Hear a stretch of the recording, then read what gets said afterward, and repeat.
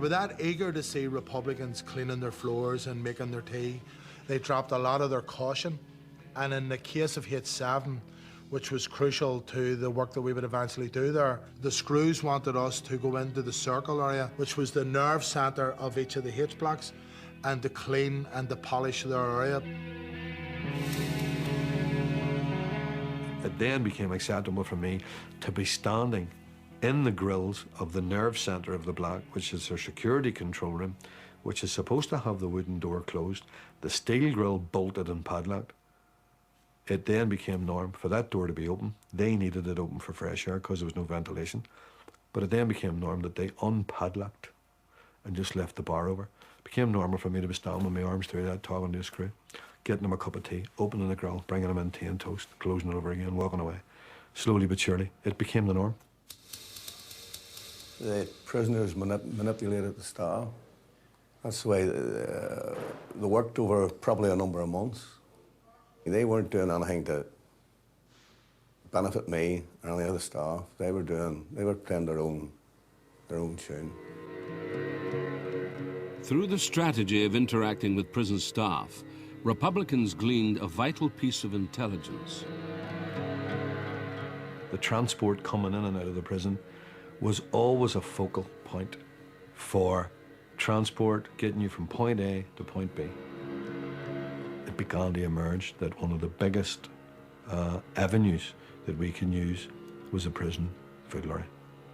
That travelled in and out of the camp, travelled in and out of every block, and quite frankly, I lost count of the number of times per day that lorry was travelling around the camp. It was just non-stop.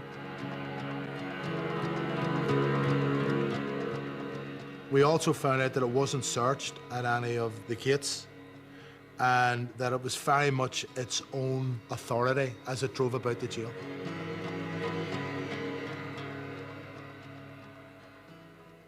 They also learned through intelligence gathering that it went outside the camp for screws who were doing what was popularly called homers, and that would be like moving furniture or just using the lorry for whatever reason they wanted to use it on a personal basis.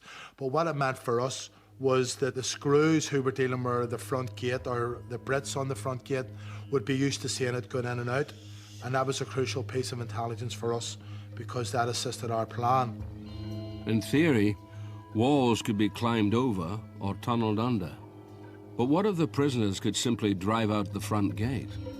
People get lazy, they don't want to do the checks, they get used to the faces, which is why the driver of the lorry became so crucial.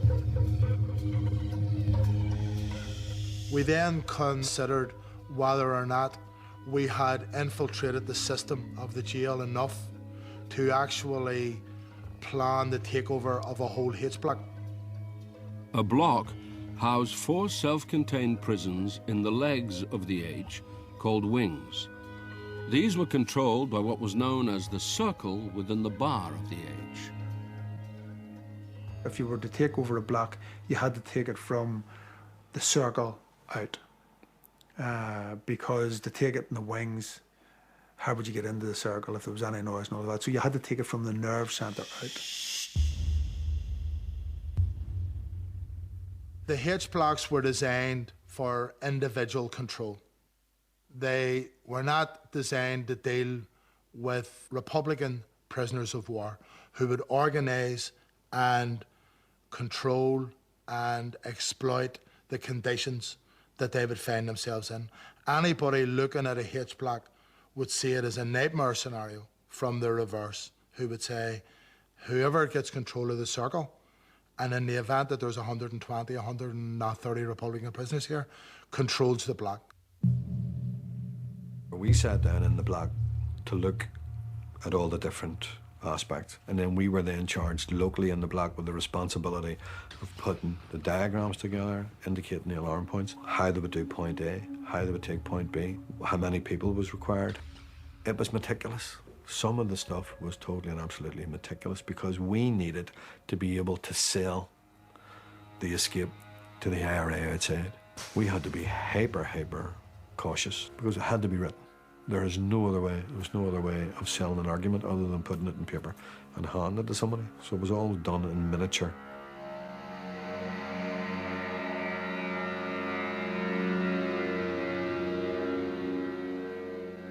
It's a major operation that you're talking about doing, and it's no different from an IRA operation outside, that it's a need-to-know basis, and if you don't need to know, you don't know, even if you're going to be playing a part in it at a later stage. I think you used to have a thing, loose lips sink ships, during the war. Literally, there were some people who didn't know about the escape right up to the last minute. And the underpinning security aspect of it was that if we found out that they had breathed a word to anybody by hint or innuendo or anything, they wouldn't be going. I mean, the risk factor in this was huge. I would have recognised early on that if there was no firearms available for the escape, then the escape wasn't going to happen. We worked out that the screws would have had the weight of numbers over and above us out in the administration area, and that we would actually need pistols, firearms, for greater effect and greater influence over the screws.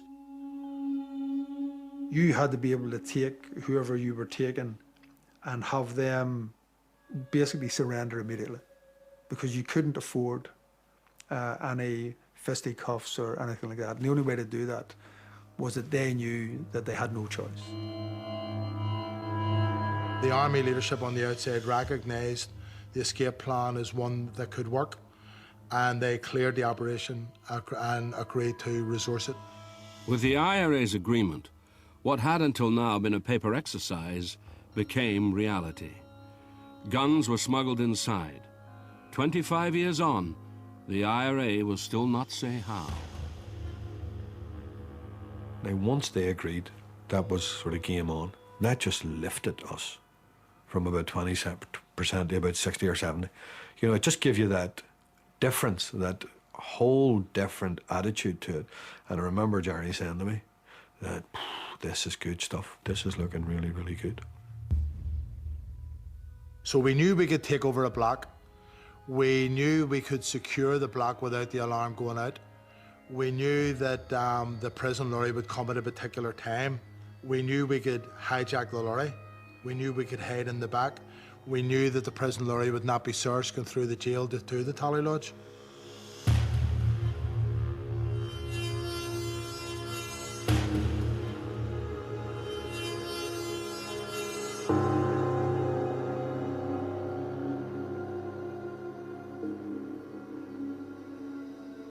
The reason we chose a Sunday was Sunday is a closed day.